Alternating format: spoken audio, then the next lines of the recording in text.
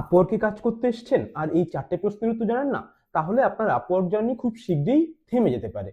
আমি চিন্ময় গোস্বামী, আমি কাজ করছি আপওয়ার্কে as a top rate plus হিসাবে। আমি গত 5 বছর ধরে গ্রাফিক ডিজাইনের ব্র্যান্ডিং অ্যান্ড প্যাকেজিং এর নিশ নিয়েই কাজ করছি। 4 বছরে প্রায় $70,000+ আর্নিং করেছি এবং অসংখ্য ক্লায়েন্টকে সার্ভিস দিয়েছি। আমার অনেক স্টুডেন্ট আছে যারা মার্কেট প্লেসে কাজ করছে, তাদেরকেও আমি রেগুলার গাইড করছি। আমি আমার সোশ্যাল মিডিয়াতে পোস্ট করেছিলাম আপওয়ার্ক সম্পর্কে আপনারা আপনাদের প্রশ্ন, এবং সেখান থেকে আমি 4টে প্রশ্ন বেছে নিয়েছি, যে প্রশ্ন 4টি আমার কাছে আপওয়ার্কে যারা নতুন এসেছেন তাদের জন্য ভীষণ ইম্পর্টেন্ট মনে হয়েছে।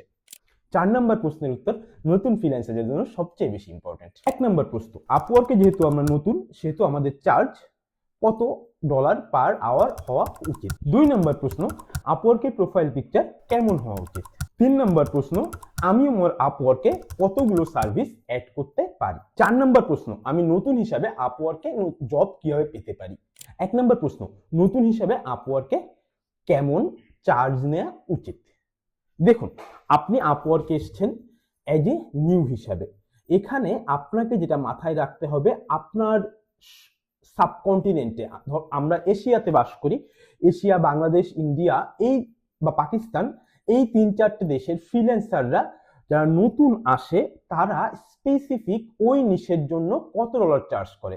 আপনি কি টপ রেটের চার্জ দেখবেন নাকি আপনি রাইজিং ট্যালেন্ট? আপনি এজ এ নিউ হিসাবে অবশ্যই আপনি রাইজিং ট্যালেন্টের চার্জটা দেখবেন। করে সে যদি $8 চার্জ করে, আপনি সেখানে কিছু কম অথবা কিছু বেশি, কিন্তু কোনোভাবেই অনেক কম বা অনেক বেশি চার্জ করা যাবে না। আপওয়ার্কের প্রোফাইল পিকচার কেমন হওয়া উচিত? আপওয়ার্কের প্রোফাইল পিকচার সবসময় একটা ফর্মাল পিকচার হতে হবে। আপনি ইয়েলো ব্যাকগ্রাউন্ডের পেছনে নিজের ফেস দিতে পারেন, আপনি হোয়াইট ব্যাকগ্রাউন্ডের পেছনে নিজের ফেস দিতে পারেন, অথবা আপনি কোনো অফিসে বসে থেকেও নিজের ফেসটা আপওয়ার্কে দিতে পারেন। এক্ষেত্রে মাথায় রাখতে হবে অবশ্যই সেলফি তোলা যাবে না, চোখে সানগ্লাস না রাখাটাই বেটার, এবং আপনার ফেসটা যেন পুরো ইমেজের মাঝখানে থাকে। এইটা ছাড়া আর কোনো কিছুই ইম্পর্টেন্ট না।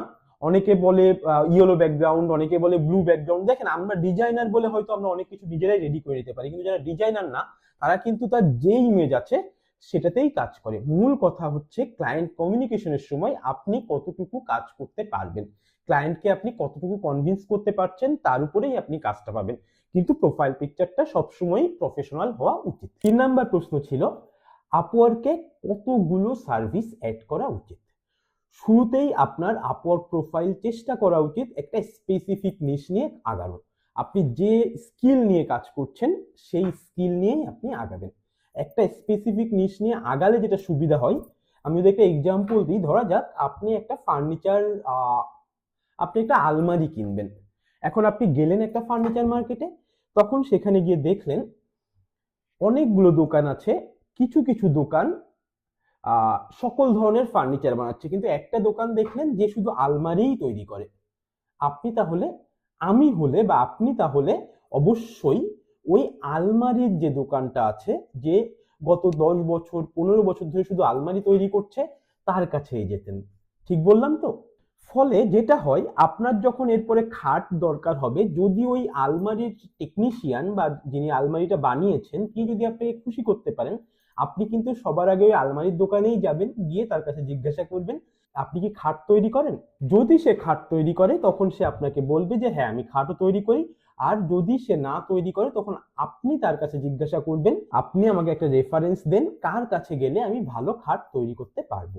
ফলে সার্ভিস সবসময় নিশবেজ হওয়া বেটার। তার মানে এই নয় যে আমি ইনস্টাগ্রাম পোস্ট করছি বলে আমি সোশ্যাল মিডিয়ার অন্য কোনো কাজ করব না, আমি ফ্লায়ার ডিজাইন করব না।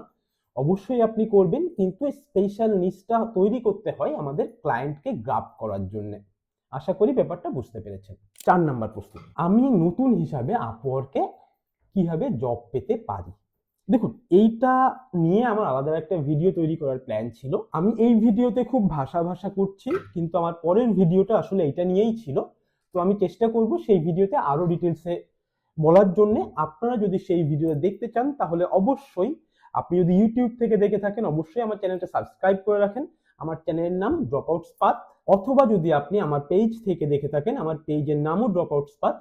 আমার পেজটাকে লাইক দিয়ে রাখেন যেন আপনি পরের ভিডিওটা দেখতে পারেন। তো এবার আসি আমরা আমাদের যে প্রশ্ন ছিল সেই প্রশ্নে। আমরা নতুন হিসাবে আপওয়ার্কে কিভাবে জব পেতে পারি। দেখেন, নতুন হিসাবে আপওয়ার্কে জব পাওয়ার জন্য কিছু টিপস এবং ট্রিক্স আপনাকে ফলো করতে হবে। আপনার প্রোফাইলটাকে ঠিকভাবে এসইও করতে পারছেন কিনা।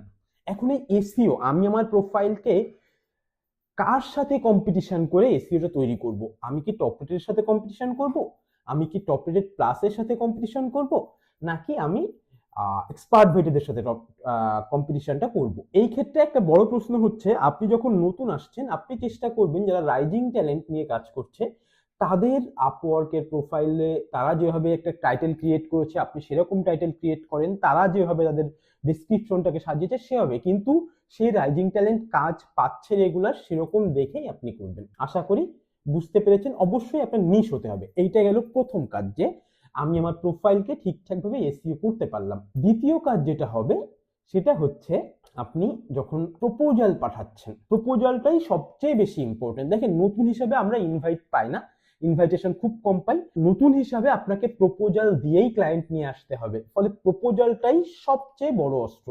এখন প্রপোজাল পাওয়ার জন্য আমরা মনে করি যে আমাকে প্রপোজাল পেয়ে কাজ পেতে হবে, আসলে এটা ভুল কথা। প্রপোজালের উদ্দেশ্য হচ্ছে ক্লায়েন্টের সাথে কমিউনিকেশন, ক্লায়েন্ট যেন আমাকে ইন্টারভিউতে কল করে। তো প্রপোজালের মেসেজটা সেরকম হবে, আপনাকে প্রপোজালে হুক দিতে হবে, প্রপোজালে ট্রিগার লাইন দিতে হবে, প্রপোজালে আপনি মিররিং করতে পারেন।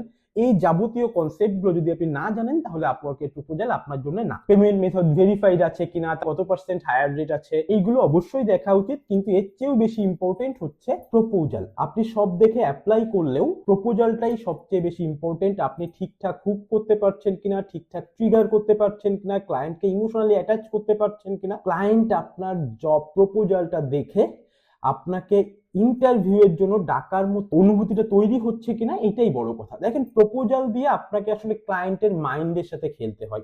প্রপোজাল নিয়ে নিশ্চয়ই আমি ভিডিও করব, আমার এই পেজের সাথে থাকুন, আমার এই চ্যানেলের সাথে থাকুন, আশা করি আপনারা ভিডিও পাবেন। আমি ইন ডিটেইলসে সবটাই বলবো। আজকের ভিডিওটা এই পর্যন্ত, সবাইকে অনেক অনেক ধন্যবাদ, টাটা।